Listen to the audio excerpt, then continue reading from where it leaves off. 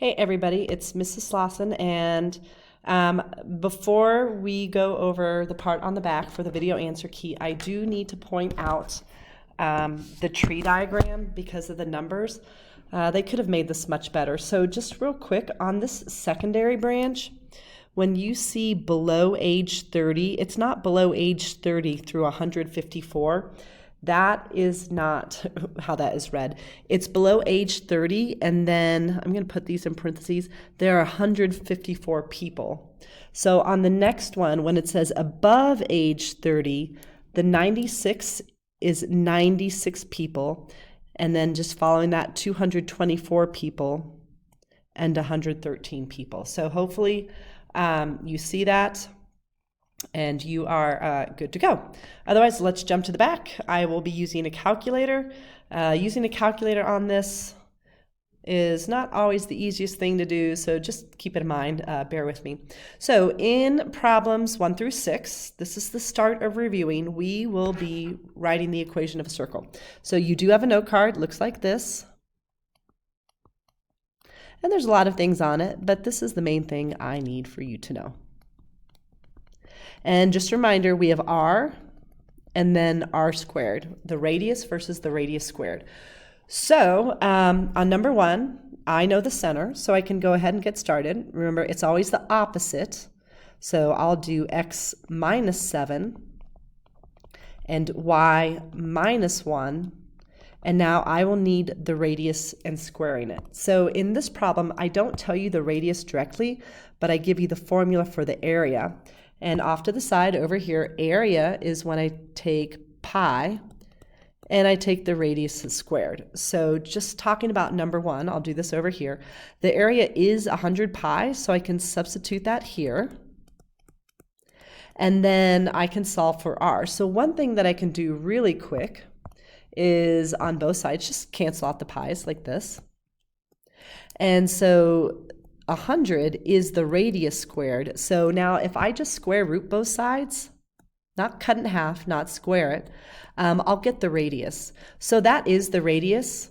But remember, the formula does want the radius squared. So that 10, and I square it, I actually get right back to the 100 that we started with. So now, if I did want the center and the radius, you have the center, 7, 1, and the radius is 10, because that question was asked on the test, what's the center and what's the radius. So let's go to question number 2. So I can fill out the left side of my equation. I can do x plus 11 and y plus 1. Remember, I'm always doing the opposite, but now I need the radius squared. So here, I don't give you the radius, but I do give you the circumference. And what you have to remember about the circumference is where the area is pi r squared, the circumference, is 2 times pi times the radius. So I'm going to use this formula and the fact that I know the circumference is 10 pi. And I'm going to do the same thing. I can quickly just, cross out these pi's. And then 10 and 2 times the radius is on the other side. So if I just divide by 2 super quick, I can see that my radius is 5.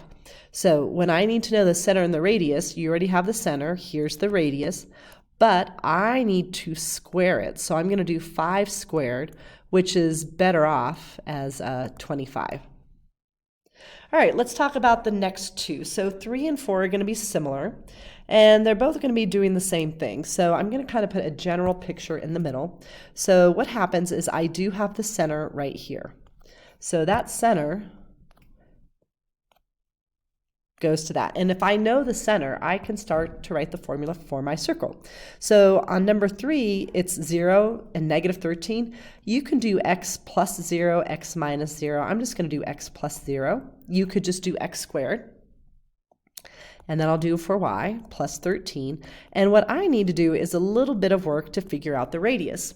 Well, if I give you the center, and then I give you some point on the circle, that's this. So we'll put that little point right there. I can, well, if this is 6 and negative 13, and this is 0, negative 13, all I need to do is find this radius. And so I can do that by taking the fact that my center is my h and k, which I already have filled in right here. And I have another point of x and y, and I can take the 6, right? I can take the 6, put it here, and then I can take the negative 13 and put it here. So I'm just going to write that right below. So instead of x, I'm going to do 6 plus 0.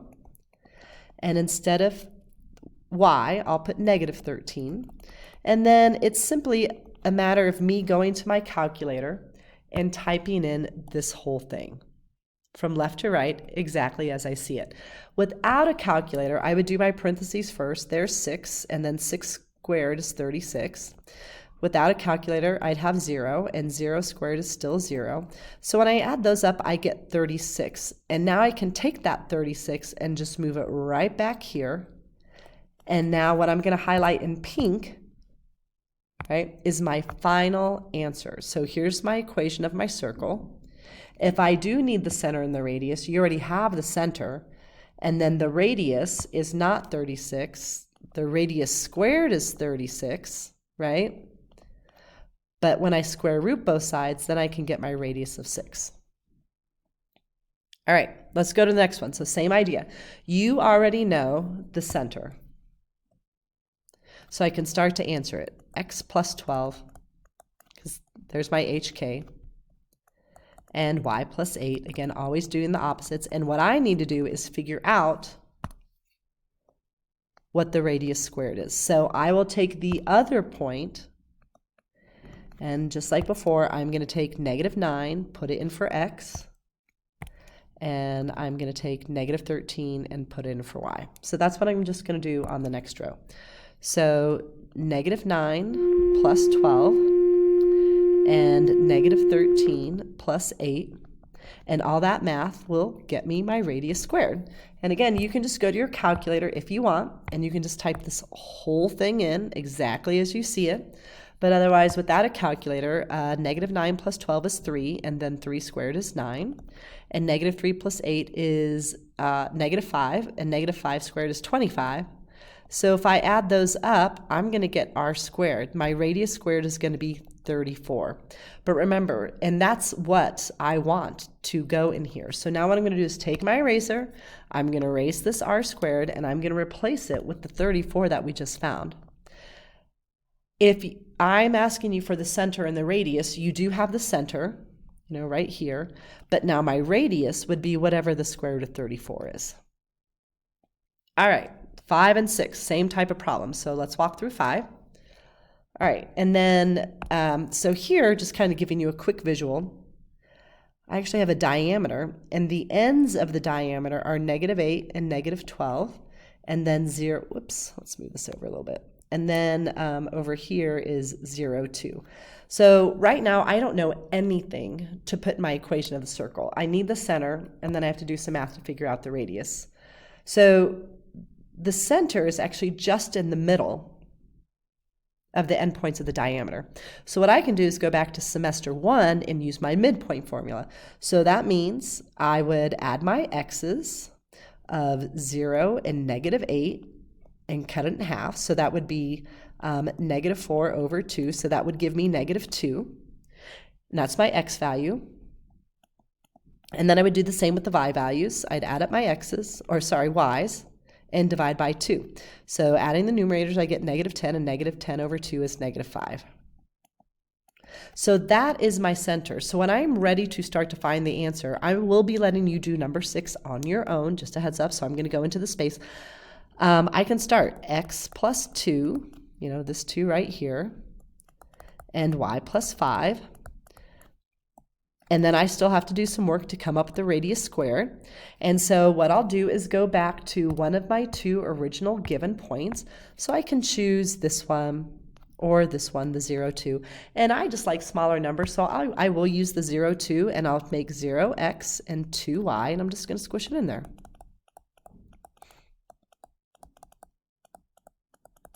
Okay, so now what I'm going to do is type this whole thing into my calculator to see what that r squared is. But without a calculator, 0 plus 2 is 2, and 2 squared is 4. 2 plus 5 is 7, and 7 squared is 49. So if I add those up, I'll get my r squared, which is going to be 53. And now I can go to my original problem. I can get rid of this r squared, and I can actually just put, whoops, didn't mean to do that. I can put the 53 in there like that. So the center, oh gosh, yeah. So the center, we figured out it was -2, 5. And then the radius is going to be whatever the square root of 53 is. And now I would ask you to actually try number 6, not leave it blank. Try it and see how it goes. All right. Number 7. So number 7 and 8, we are asked to find the area of the sector and the arc length. So I'm going to change this up a little bit than what you're seeing here. So let's say in the first part, we're going to find this area here, right? In the second part, I actually want to do this one instead. So little change on the problems. All right, so on number 7, let's go with arc length first. So if you remember, arc length is not the whole circumference, right? We're actually just going to look for part of it. So if I do some erasing here, keep this yellow, I only want the part here. What's this part of the circumference? Just part of it. So with that, I'll be using my arc length formula note card. And what I need to do is on the left side, put all the angles. So I'm working with 255 out of 360. And then in the right side, I'm going to put the part of the circumference that I'm looking for, which is what I don't know. That's that green squiggly part. But then I should be able to find the whole circumference by taking 2 times this radius of 6 times pi. And I will write 3.14 here. Because now what I'm going to do is turn on my calculator and crisscross multiply this way and crisscross multiply this way, right? So I'm on a regular screen of my calculator. Any calculator would work here. And as I type this in, let me get to the calculator, turn it on. I will take 255 times 2 times 6 times 3.14. And when I do that, I get this decimal. So that's not a lot to write down. And then when I multiply the other way, I get 360 times x. So now to get x alone, just divide by your 360. And so I would take this number, this 9608, divide it by 360, and I get 26.69. So that is my arc length, 26.69 inches. That's the final arc length. All right, I'm going to be erasing this in a moment because I don't have a lot of room to write on this little space. So maybe you need to pause the video real quick before I do some erasing. All right, so let's erase this work, and I'm going to erase this side. The reason I'm going to keep the other side is because I'm still working with 255 degrees out of 360. But now we're going to find the area of the sector, so that yellow part, which means that's my unknown. And now I have to find the area of the whole thing, which is pi, which I'll write 3.14, times my radius squared. So I'll still do the crisscross. So I'm going to type in 255 times 3.14 times 6 squared. So here we go. Clear this out. Here's 255 times 3.14 times 6 squared, just like that. And I'm going to get this decimal. Not a lot to write down, so let's write it down. And then when I multiply the other way, I get my 360 times x. So now I'll just solve for x by dividing by 360. And that's going to give me my area of the yellow part, 80.07. And then I'm going to label it inches squared. So that's number 7. All right, let's talk about problem 8. So problem 8, there was something similar on it, and it's the shaded part, which means I'll be looking for this arc length. I'm changing the problem on you here, and the yellow part. So let's start with arc length. So I know the white part is 90, which means I need to find the yellow part. So I can just take 360, subtract 90, and realize that this part is worth 270 degrees. So when I do my angle setup, I'll do 270 out of 360. And then I'm looking for the green scribbly part, again, just kind of tracing over it again. I don't know that, out of the whole circumference. So that's 2 times my radius, which is 17 times pi. And now I'm going to do the crisscross. So I'm going to take 270 times all of that. So just a second, because I'm doing it on a different calculator first. And then I'll type it in front of you. So here we go. 270 times 2 times 17 times 3.14. That's going to give me this number. Oh, yeah. What did I mess up?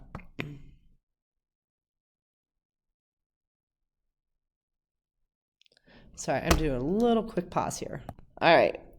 The reason I pause is this is the same number we got before, which is very coincidental. And then I'm going to multiply this way, so 360 times x. So once I divide to get x alone, so I'm going to go back to my calculator, just take this number, divide it by 360, assuming I didn't type anything wrong. There's my arc length.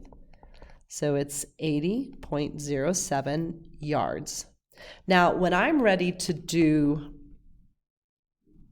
the arc length, I'm going to erase this. I'm going to start over, so maybe pause the picture or the video.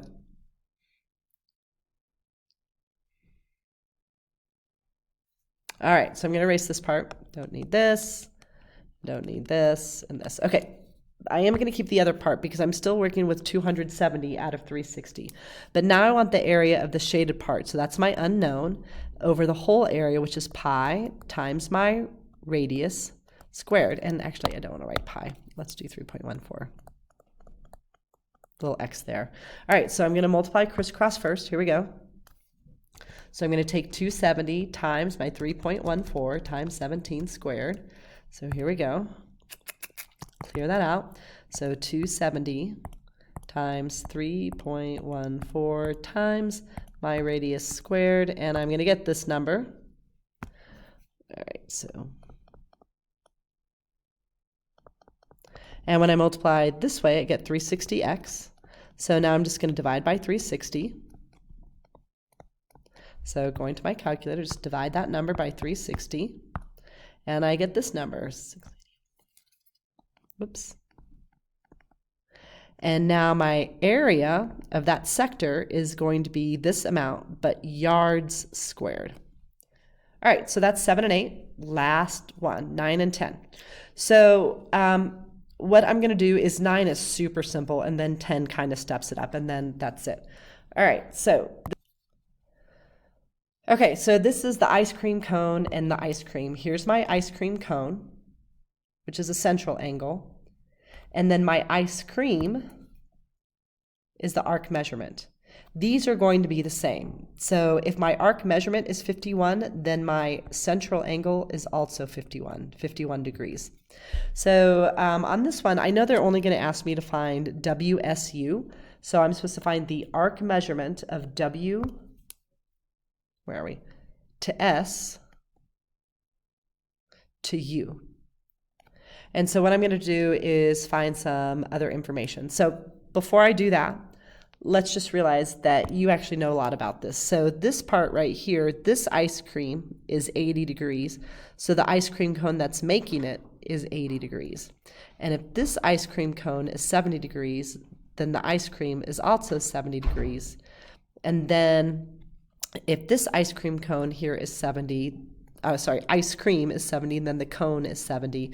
And then I could actually find this unknown part right here by taking 360 and subtracting the 80, the 65, the 70, and the other 70 and getting that amount. So that leaves this at 75, which leaves this at 75. And just a reminder, if this is 65 here, this is 65 here. So that's a lot of stuff to remember. Let's go now and find how much the arc measurement is of WSU. So again, starting at, I can't find W anymore. W to S to U, which means I want to add the 70, the 65, and the 80. So if I add those up, I'm not going to show my calculator here, I get that this amount, I'll put it up here, is 215 degrees. So our next little mini review will be covering more with the ice cream cones, arc measurement, inscribed angles, central angles, etc.